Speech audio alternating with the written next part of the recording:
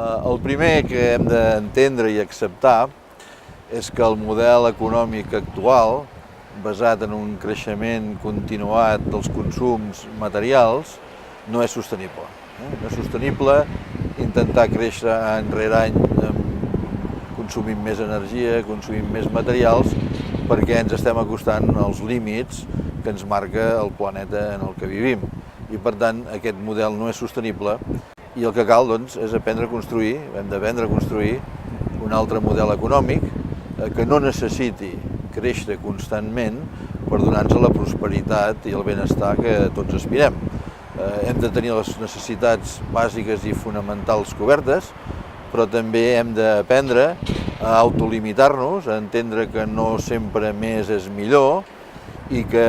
hem de cultivar altres valors, que estan fonamentalment amb la sostenibilitat, l'equitat, perquè el que necessitem és un món d'una prosperitat compartida,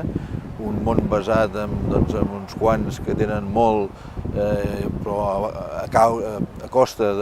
d'una destrucció dels sistemes ecològics i d'una gran desigualtat a nivell mundial,